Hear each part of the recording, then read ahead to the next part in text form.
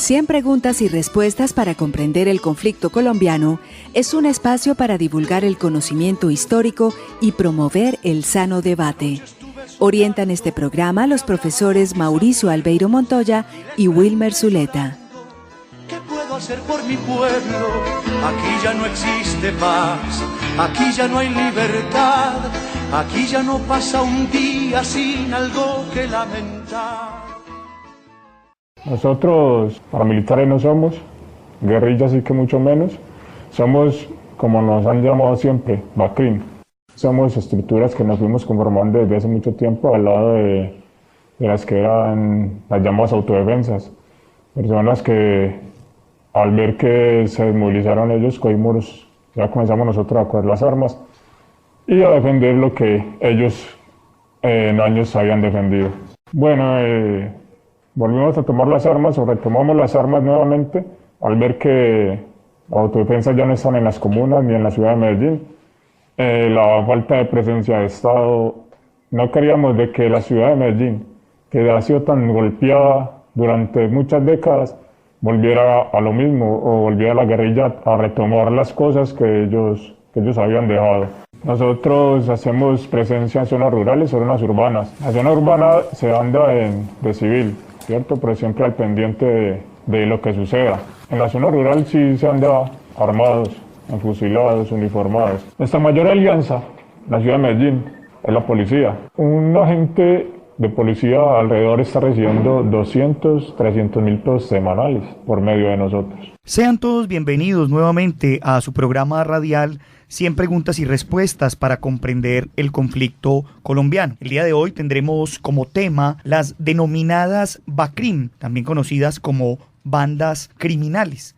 Escuchábamos al inicio del programa un informe emitido por el programa de Caracol Televisión Los Informantes, en el que se hacía una entrevista a un integrante de una de las BACRIM del área rural de Medellín que se hacía llamar Pantera. En el día de hoy nos acompañan para este programa el profesor Vladimir Ramírez y la profesora Sol Arango. El profesor Vladimir Ramírez es abogado de la Universidad de Antioquia, con maestría en Derecho, con especialización en Sociología Jurídica y profesor de la Universidad de Antioquia y de la Universidad de AFIT. La profesora Sol Arango es socióloga de la Universidad de Antioquia y magíster en Educación y Desarrollo de la Universidad del CINDE de Manizales. Un cordial saludo para las personas invitadas. En primer lugar, me gustaría preguntarle al profesor Vladimir Ramírez sobre el concepto de BACRIM en relación con algunas asociaciones que se ha hecho con el término de neoparamilitares, sí. Y también para que nos hablara un poco de la novedad o de la antigüedad del concepto según sus estudios. Sí.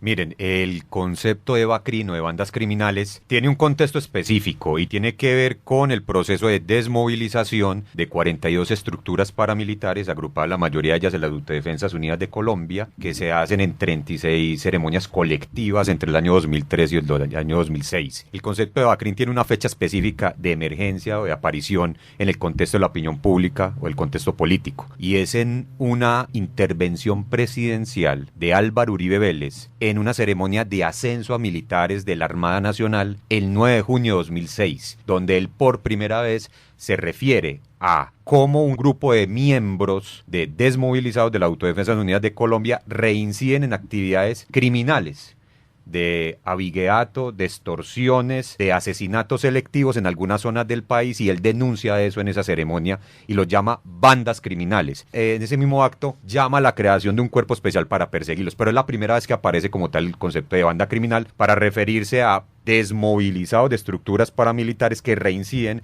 en actividades propiamente delictuosas o que continúan en la posesión de las armas. Profesor Vladimir, un poco esa transformación del concepto, digamos en términos jurídicos, ¿qué cambia? Porque de alguna manera ya decir BACRIM es también negar esa posibilidad de negociar, que sí se pudo hacer con guerrillas y que de alguna medida con los paramilitares había un proceso de desmovilización. Jurídicamente, ¿qué transformación hay ahí? Jurídicamente hablando, le quita la connotación política y le quita la connotación ideológica a este proyecto estratégico del orden regional y nacional que es el paramilitarismo. En sucesivas intervenciones o alocuciones del presidente Álvaro Uribe Vélez en su momento, se refería a que por fin han demostrado su verdadera cara de narcotraficantes. Entonces, jurídicamente, ustedes saben muy bien, lo recuerdan, intentaron atribuirle el remoquete, llamémoslo así, de sedición a los paramilitares, pero la Corte Suprema de Justicia y la Corte Constitucional no aceptan ese cambio legal. Lo que hacen es desnaturalizar. Cuando se habla de Bacrin, le quita la connotación jurídica de delincuente político, pero sobre todo del proyecto ideológico que hace parte de un proyecto estratégico de las élites en el país, como lo es el paramilitarismo. Entonces, se reduce, es una visión reduccionista con el asunto de la Bacrin y posteriormente con lo que se denomina bandas emergentes hacia finales de 2007 y comienzos de 2008, y es simplemente reducirlo al fenómeno del narcotráfico, caso concreto. Con el tiempo, la DIJÍN y las dependencias de la Policía Nacional han hecho un tipo de clasificación de lo que han sido estas Bacrin. Ese tipo de clasificación, profe, pues nos ha llevado a hablar de Bacrin tipo transnacional, de Bacrin tipo regional y de Bacrin tipo barrial. ¿Qué podemos decir de esa tipología de las Bacrin? Sí, mire, antes de clasificar o de mencionar, denominar esas tipologías, hay que dejar claro algo, y es que las Bacrin se circunscriben en un fenómeno mucho más amplio que es una estructura de poder mafiosa. Es decir, si bien la actividad principal que se ha querido demostrar de las Bacrin es el narcotráfico, no se reduce al narcotráfico. Son la expresión armada, social y en gran parte también política de una estructura de poder mafiosa. La mafia se puede explicar a partir del narcotráfico, pero no todo el narcotráfico puede permitir explicar la mafia como tal. Entonces, hay una primera tipificación que son estas redes internacionales, y es que el narcotráfico, la mafia y esta manifestación de las Bacrin no se puede entender sino bajo la lógica internacional, ¿cierto? A partir de la demanda y la oferta de sustancias o narcóticos o sustancias ilegales,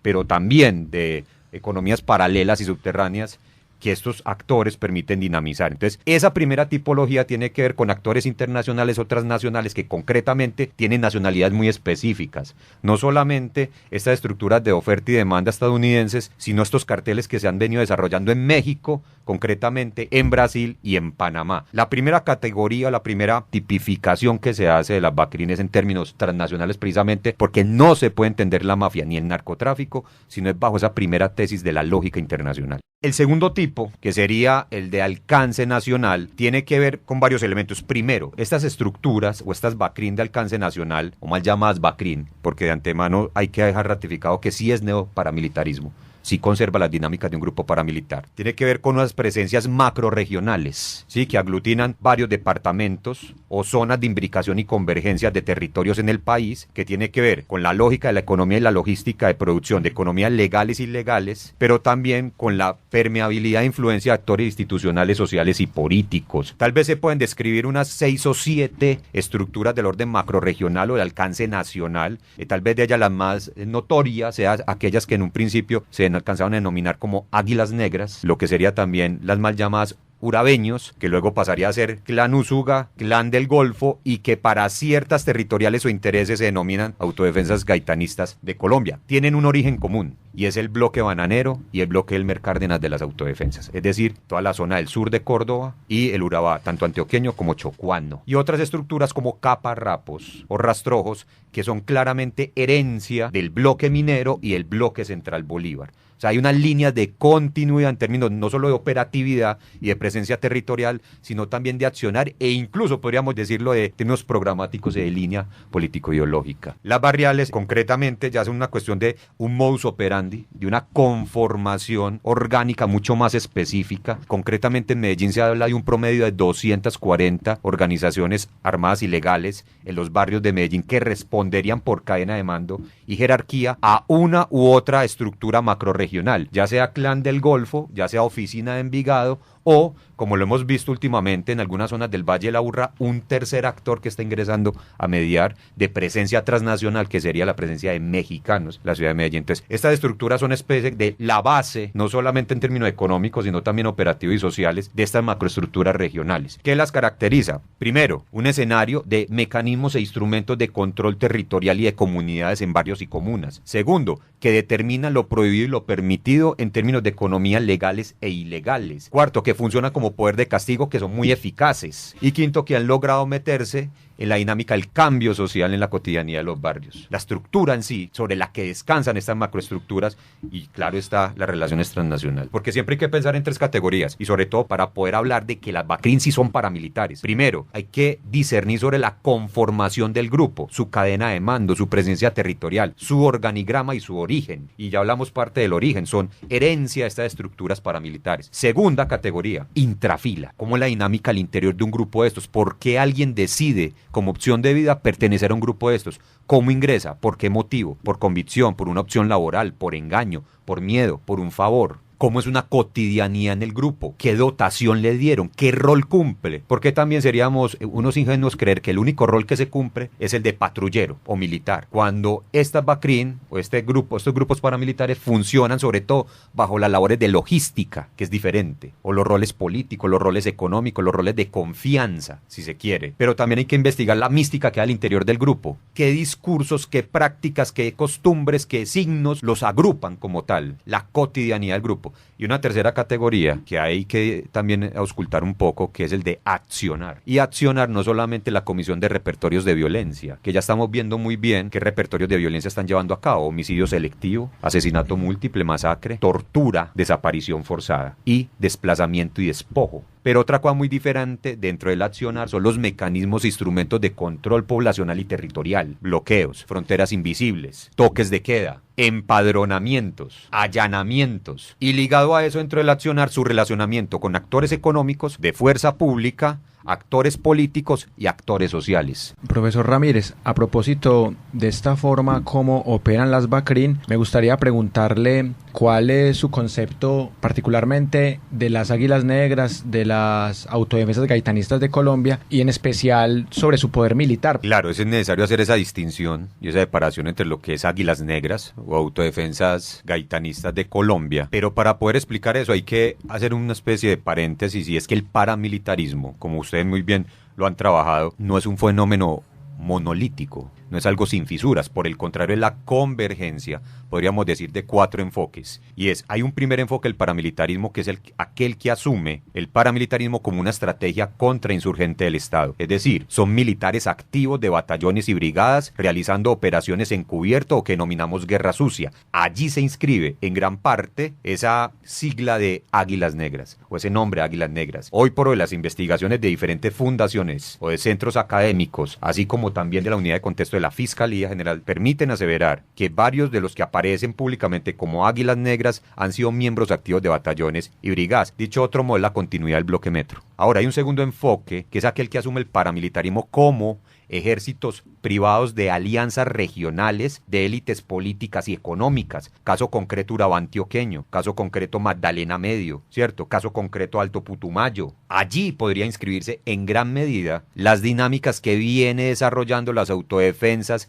gaitanistas de Colombia, que siguen conservando el discurso contrainsurgente, pero responden a intereses de élites y de actores estratégicos de las regiones. Hay un tercer actor que se denomina, podríamos llamarlo, como autodefensas propiamente, ¿cierto? O lo que denominan el tercer actor, ¿cierto? Un tercer actor interviniente. Autodefensas porque, ojo, autodefensas no paramilitares, sino autodefensa en el sentido de que ante una agresión externa optan por armarse para defender. La labor de la autodefensa no es hacer la guerra, la labor de la autodefensa es generar niveles de autogestión, colonización de tierra y proteger sus acumulados familiares o vecinales. Tradicionalmente es donde se inscribirían las autodefensas de Ortega y en un principio las autodefensas de Puerto Boyacá o las autodefensas del Magdalena. Pero hay un cuarto enfoque, que acá es donde me quiero centrar, y es el que ha terminado volviéndose hegemónico, y es que el paramilitarismo se puede entender como el brazo armado de la lógica de la mafia. Allí es donde encontramos Oficina de Envigado, el Clan del Golfo, o precisamente lo que en su momento fue el bloque Cacique Nutívara, la compra de franquicias al interior de un proceso de movilización. Esas son las líneas de continuidad. Entonces, si fuésemos a mirar a partir de esos enfoques, claramente Águilas Negras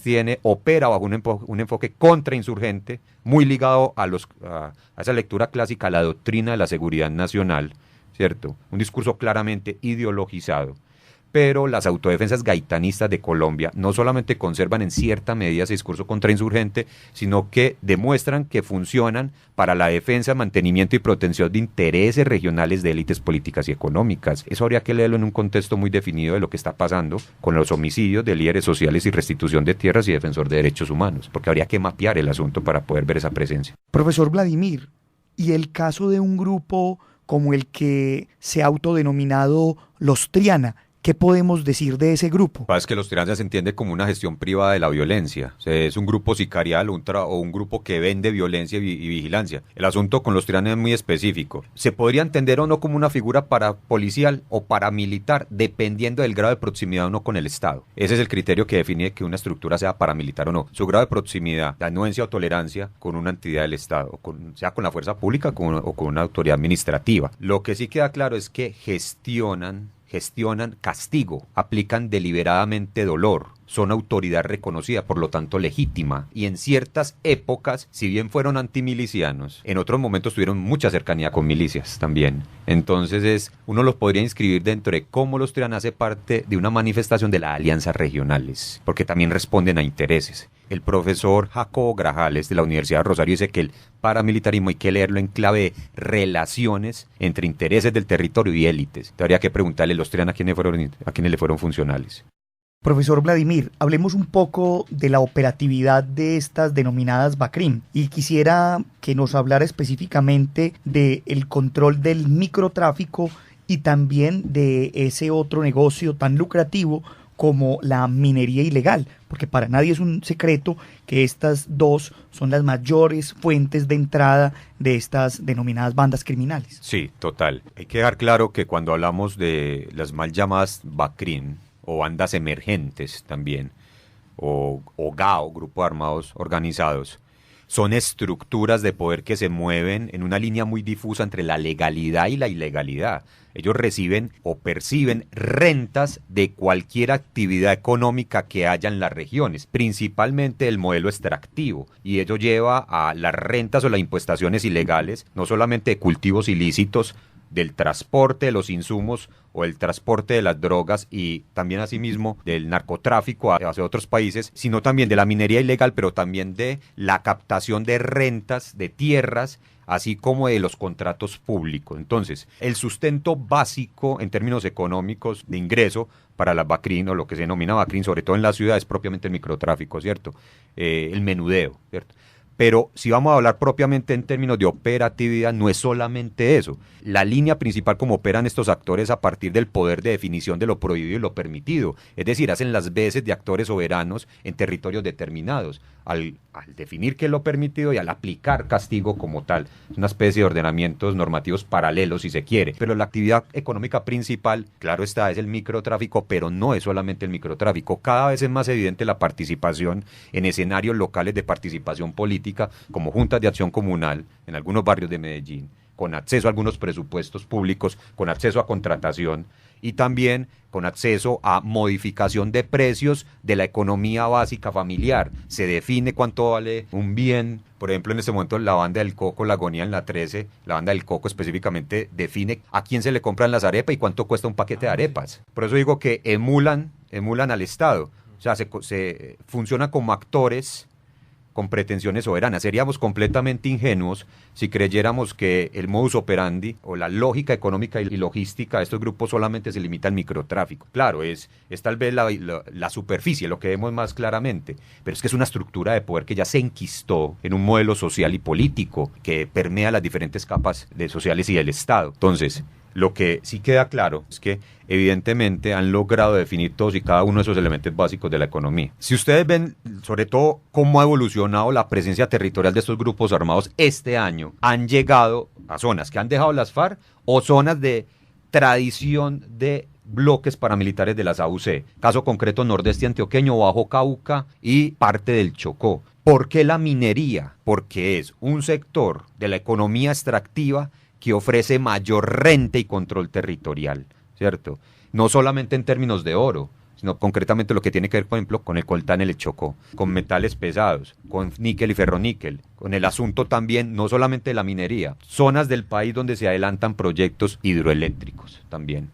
Entonces, la minería siempre va a estar ahí porque ofrece una plusvalía enorme, la minería ilegal, pero también la minería legal, ¿cierto? El caso concreto, Segovia y Remedios. Profesor Vladimir, ¿cuál es el papel que debe de asumir un gobierno con relación a estas bandas criminales en el tema de si debe de existir una negociación, una lucha frontal o un sometimiento? El gobierno ha hecho explícita la política de sometimiento, de doblegarlos mediante las armas, pero el asunto de la dinámica territorial es otro. Claramente vemos algunas autoridades del orden de la fuerza pública, autoridades administrativas que en connivencia, anuencia o tolerancia operan con estas estructuras neoparamilitares porque siguen conservando el modus operandi, la cadena de mando, la jerarquía, la línea política de lo que se contemplaba como Autodefensas Unidas de Colombia. Entonces, habría que mirarlo en términos regionales porque el caso del Urabá, actores sociales como la arquidiócesis y algunas ONG están buscando diálogo con actores como el Clan del Golfo, ¿cierto? Concretamente, el gobierno dice que está en una tarea, está desarrollando en el marco de la doctrina militar Damasco la política de sometimiento a este grupo de actores al afirmar que ponen en vilo la soberanía en esas regiones. Lo más sensato y lo más plausible, además en términos de paz, para evitar también una crisis humanitaria como ya se viene presentando en varias zonas del país, caso concreto sur de Córdoba, Bajo Cauca antioqueño, es buscar el sometimiento a la justicia con penas alternativas. No hay de otra, no hay de otra. El sometimiento lo único que está generando, querer doblegar mediante una solución bélico-militar en los territorios, ya hemos visto lo que está pasando, desplazamiento forzado, masivo, sistemático y continuo en diferentes regiones hacia ciudades capitales.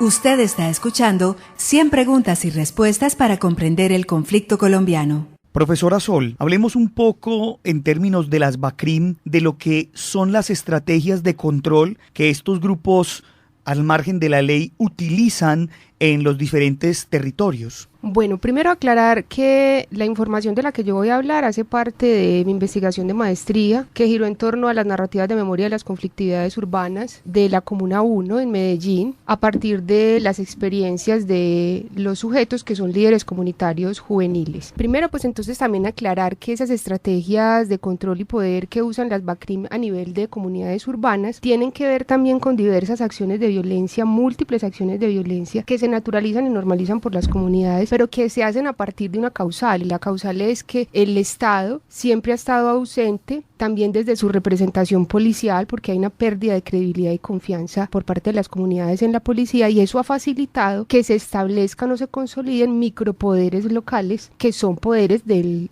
actor armado, que en este caso son las BACRIM. Esas estrategias de poder y control entonces utilizan, como lo dije ahora, diversas modalidades de violencia, entre ellas también la coerción, y hacen del miedo de la población su vehículo de tránsito y soporte. Entonces, como estrategias de control y poder tenemos varias. Primero sería como la estrategia de control y poder territorial, que pasa por una limitación de las diferentes espacialidades, pasa por los cuerpos de los sujetos, y también desde allí se establecen delimitación interna del territorio, que tiene que ver con fronteras invisibles. Esas fronteras invisibles también delimitan lugares de miedo en los territorios, que tienen que ver en muchos casos con lugares que están asociados al consumo de estupefacientes, con lugares de reunión de las BACRIM, con lugares icónicos también de enfrentamientos entre BACRIM y entre BACRIM y fuerza pública. Y lo que hacen este tipo de estrategias de poder y control y poder territorial de las BACRIM es precisamente hacer que las BACRIM se consoliden de cierta forma como dueños de los territorios, al punto incluso de establecer territorialidades simbólicas que tienen que ver, por ejemplo, con el hecho de nombrar la banda como un sector específico del territorio. Bueno, también están las estrategias de control y poder político, que tienen que ver con el tipo de relaciones que se establecen entre los líderes comunitarios y los líderes de las BACRIM. Y esto tiene que ver, o se evidenciaron en ese proceso de investigación, se evidenciaron dos situaciones que pasan por un pacto social invisible que se establece entre las BACRIM y los líderes comunitarios, en donde se hacen visibles o evidentes situaciones, por ejemplo, como el líder comunitario que gestiona bienestar para su comunidad, pero que de cierta manera, o sea, por decirlo de algún modo, trabaja de la mano con las BACRIM, cediendo de algún modo poder,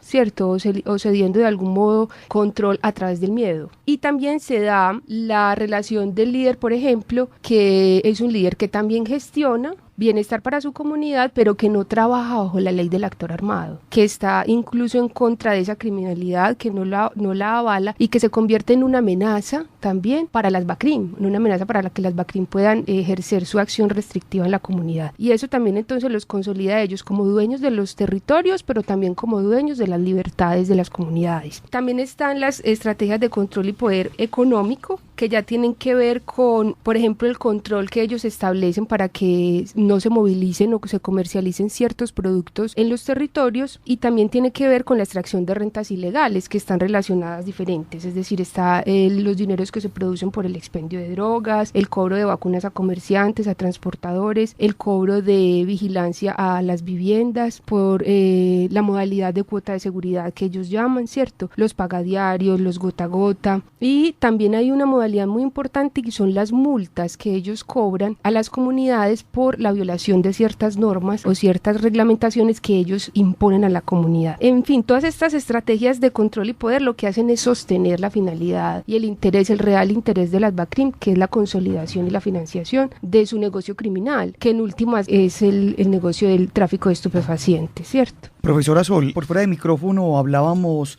de un término que es el Código BACRIM. ¿Qué podemos decir de esto? Bueno, el Código BACRIM es una de las categorías que salen a partir de la investigación y salen o se basan en los testimonios de los sujetos, pero que también evidencian la ley, la otra ley, que es la ley del barrio, ¿cierto? La otra ley se instala en las comunidades como una ley alterna, es ilegal pero legítima, y lo que hace es, se basa, o su causal es, como lo dije ahora, esa debilidad del Estado, esa incapacidad del Estado para darle solución a la problemática de conflictividad y de diversas violencias que se presentan en los territorios, y que lo que genera de esa manera es que se ceda control y poder al actor armado ilegal, que son las BACRIM. La otra ley, como lo dije entonces ahora, es ilegal pero legítima por las comunidades, y parte también de esa ausencia del Estado y su representación policial, y el Código BACRIM viene siendo como el modo de legitimación de esa otra ley o de las BACRIM como tal. El Código BACRIM es un pacto, como lo mencioné ahora, es un pacto invisible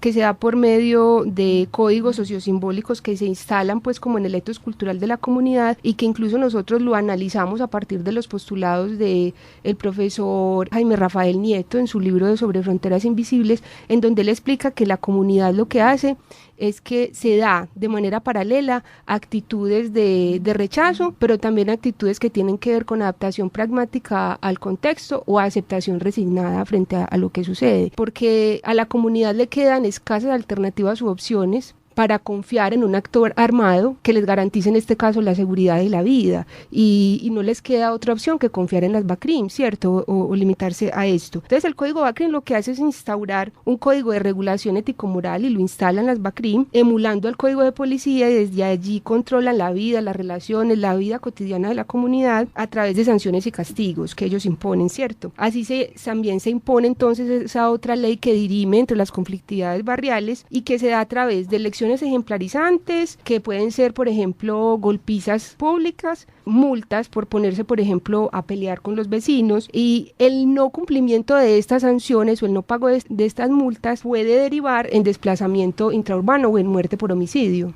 Hay una de las cosas que se prohíbe mucho, y es el tema, por ejemplo, de las peleas. Si vos te pones a pelear, entonces tienen algo como, ¿cómo le diría yo a eso?